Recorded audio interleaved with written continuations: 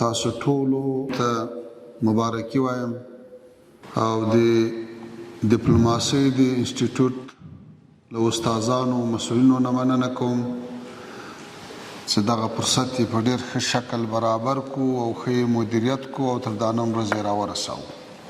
ورونو، الله تعالی موږ تاسو ته په هره برخه کې ډېره ښه لارښوونه کړې، هره لاره راښولې.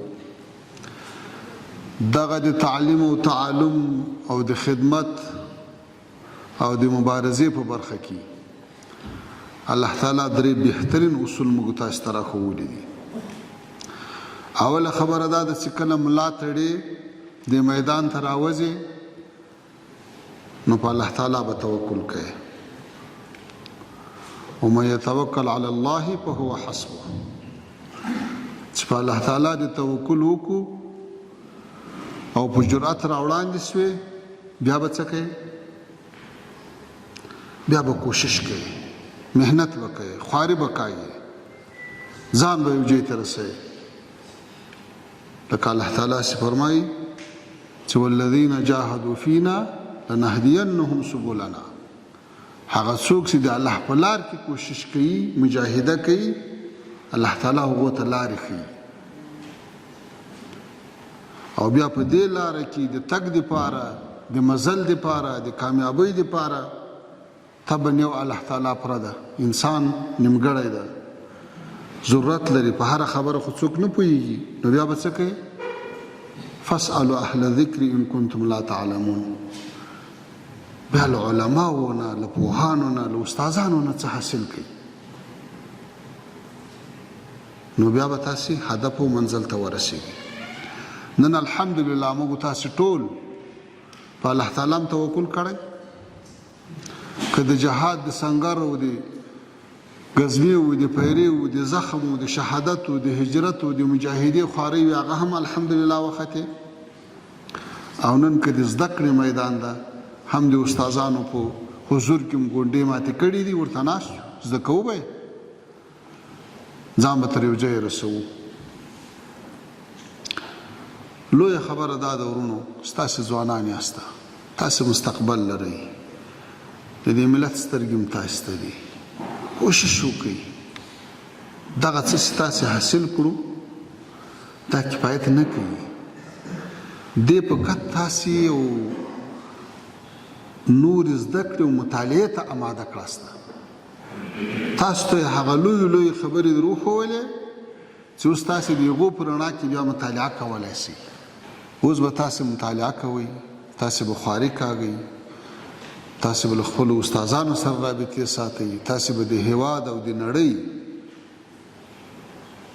سیاسي و، نظامي و، امنیتي و، اقتصادي حالات ټول څارئ تر څو د تاسې استعدادونه وده وکړي. موږ د بهرنیو چارو وزارت په چوکاټ کې د ډیپلوماسۍ انسټیټیوټ له لارې نه دا څلورمه دوره ده چې ډیپلوماتانو ته درسونه ورکوو او فارغېږي، ځوانان فارغېږي، همداسې په عربي ژبه کې، په انګلیسي ژبه کې، په نورو ژبو کې دا سلسله روانه ده. او له دې سره به د اسلامي امارت قدرونو استعدادونه وده کوي. همدغه وده به زموږ تاسې آینده امید وي. مخه په علمي ډګر کې قدمونه وانخلو، ځان پوه نه کړو، په ځان خواري تېره نه کړو، د دنیا په حالاتو خبر نسو، د وطن له نزاکتونو نه خبر نسو، له خپل تیر تاریخ نه خبر نسو، بیا خپل راتلونکی هم نسو جوړولی.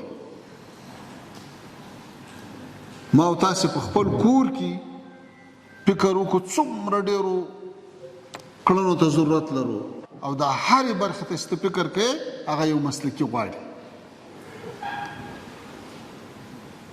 که ته ټوله کورنۍ راټوله کې د یو ماشوم تبه دې وي، علاج یې نسې کولی، ته څو ډاکټر ته یې نسې، ته په خپله یو ګروپ نسې جوړولی، ته په خپله جامع نسې جوړولی، نو د هر فن دپاره رجال سته او دا ټولنه ورته ضرورت لري. بل ورونو، کوشش وکړئ، تاسې ځوانان یاسته، ټول عمر هغه استعدادونه له ټکرو سره مخ سوي، له مخالفتو سره مخ سوي، حتی د دنیا او آخرت تاوان سره مخ سوي دي چې هغه له خپلې ټولنې نه لار جلا کړې ده. هغوی د خپل نظام، د خپلو اکابرو، د خپلو علماو، د خپل قیادت توصیې او لارښوونه او هدایات او پالیسۍ په نظر کې نه نیولې. نو ډېر کوشش کوئ له خپل قلم سره ډېر احتیاط کوئ، له خپلې ژبې سره ډېر احتیاط کوئ چې نه یو مسلمان درنه ازار سي، نه ګاونډی درنه ازار سي، نه یو هیواد درنه ازار سي، نه نظام ته تاوان ورسیږي او نه بیرته هغه تاوان په تا راوګرځي. کله کله داسې وارونه کیږي چې هغه بیرته په همغه ټولنه یا په همغه شخص باندې راګرځي. تاسې باید په دې کې ډېر محتاط واوسئ. هر حرف چې لیکئ، هره کلمه، هره خبره چې کوئ، په دې باید فکر وکړئ چې آیا دا په اسلام کې جواز لري؟ آیا دا خو د بل مسلمان په ضرر نه وي؟ آیا د دې ماته یا بل ته ګټه شته؟ آیا دا حقیقت لري؟ بس دا شی په ځان کې عملي کړو. همدغه د اسلام اصول دي، همدغه د رسول الله صلی الله علیه وسلم د صحابه کرامو خلفای راشدینو اخلاق دي چې مسلمان ته به په لاس او په ژبه ضرر نه رسوي. دې برخې ته باید ډېره توجه وکړئ.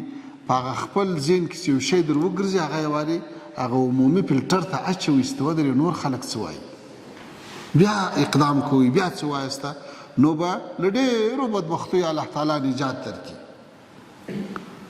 ځکه سود توان رسی په لوی دریاب کې ګرځه، په ویالې کې د زوال وینم نهنګه. هغه مایې چې له دریاب نه ویالې ته سي، نو په ویاله کې خو کله اوبه وي کله نه وي، کله دی غټې په ویاله کې تېرېدی نه سي، هلته جام سي، هلته پسې هلاک سي، کله اوبه ورباندې وچ سي. موږ تاسې باید وحدت ته کار وکړو. موږ تاسې باید آینده افغانستان له شره وساتو، هم له داخلي شره هم له بهرني شره. دا مسؤلیت ده، الله تعالی به پوښتنه راچې کوي. موږ د همدې دپاره شپه ورځ الحمدلله یوه کړې ده چې څنګه د باندې داسې تعامل ولرو چې هېواد ته تاوان ونه رسېږي، څنګه دیني نه داسې تعامل ولرو چې څوک احساس د بېګانګۍ ونه کړي، احساس د پردیوالي ونه کړي. نو الله تعالی دې تاسو ته هم توفیق درکړي چې همدغه پالیسي پسې تعقیب کړئ.